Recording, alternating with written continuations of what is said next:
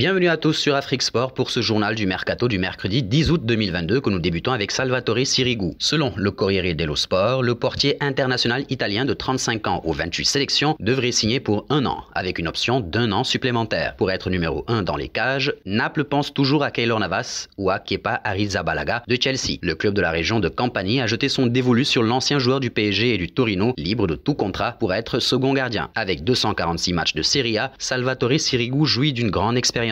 Formé à Venise, puis à Palerme, le natif de Suoro est passé par plusieurs clubs comme Cremonese et Ancona avant d'avoir une certaine stabilité en arrivant en France. Parti libre du PSG en 2017 après 2 prêts à Séville et Osasuna, il joue 4 saisons au Torino, puis rejoint pour 1 an le Genoa. Restons en Serie A avec Moïse Kean, auteur de 6 buts et 3 passes décisives en 42 apparitions, toutes compétitions confondues. Il n'avait été titularisé qu'à 14 reprises, ce qui est très peu pour un joueur qui aspirait à mieux et voulait devenir un élément clé de son club de cœur. Pourtant, son histoire d'amour avec la Juve pourrait s'achever dès cet été. C'est en tout cas le souhait de sa direction. Outre son rendement sur le terrain jugé insuffisant, son attitude déplaît fortement à Turin. Tuttosport explique que l'attaquant, arrivé en retard dimanche lors de la causerie d'avant-match face à l'Atlético Madrid, défaite 4-0 en amical, a été écarté du groupe. La Juve doit donc s'assurer de lui trouver un club avant de faire un chèque. Autofise. Un saut en Espagne, mis sous pression par le FC Barcelone pour trouver un nouveau point de chute. Samuel Umtiti, âgé de 28 ans et qui a disputé un match en Liga pour la saison 2021-2022, devrait très rapidement faire ses valises. Le journaliste de la radio Copé, Victor Navarro, indique en effet que le départ du défenseur central est attendu avant vendredi et le coup d'envoi de la saison en Liga. Si ce timing est respecté, le club catalan pourrait alléger sa masse salariale avant son premier match samedi contre le Rayo Vallecano et donc éventuellement inscrire certaines de ses recrues estivales. Selon la même source, il reste simplement au Barça à se mettre d'accord avec le futur club du Français, dont le nom n'a pas filtré concernant le paiement de ses derniers salaires. Restons au Barça.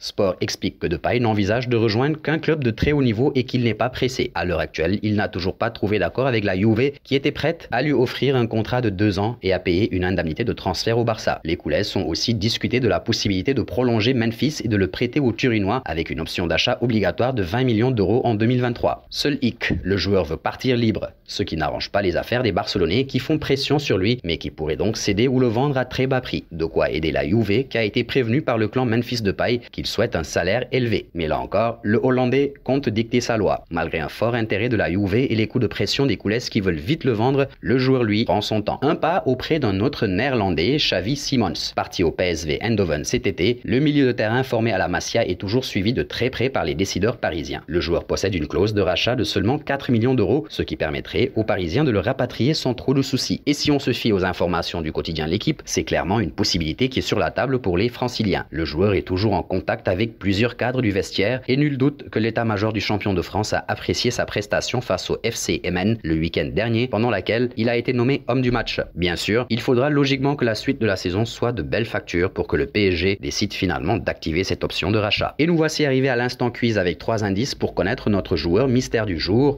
Premier indice, je suis un attaquant de 26 ans. Deuxième indice, j'ai déjà joué pour 3 clubs dont Stuttgart. Et troisième indice, je viens de rentrer chez moi. Qui suis-je? Vos réponses seront attendues en commentaire. Nos félicitations à tous ceux qui ont répondu. Vinicius Junior, c'était le joueur à trouver lors du mercato de ce mardi. Il est effectivement un attaquant de 22 ans, évoluant en Liga qui n'a joué que pour 2 clubs en pro. Il s'appelle aussi Oliveira. Un dernier détour et nous parlons du dossier Gana Gueye. En dépit de la récente signature d'Amadou Onana à Everton, les Toffees n'ont pas abandonné l'idée de recruter Idrissa Gueye, même si Everton fait pression pour conclure le transfert et semble disposé à mettre ce qu'il faut pour le rapatrier. Pour l'instant, rien ne bouge. Selon Foot Mercato, Gana Gueye hésite. S'il a été placé parmi les indésirables depuis l'arrivée de Renato Sanchez notamment et qu'il n'a plus vraiment d'avenir à Paris, l'international sénégalais hésite à revenir à Everton, dans un club où il a évolué entre 2016 et 2019. Il faut dire que d'ici le 31 août, d'autres clubs pourraient se placer pour tenter de récupérer le milieu du PSG. Reste à savoir si Gueye prendra bien ce risque. Et nous voici arrivés donc au terme de ce journal du mercato que nous bouclons avec la question du jour. Que pensez-vous de ce choix fait par Idrissa Gana Gueye? Vos réponses seront attendues en commentaire. En attendant, n'hésitez pas à vous abonner sur Afrique Sport pour ne rien manquer du football continental et international.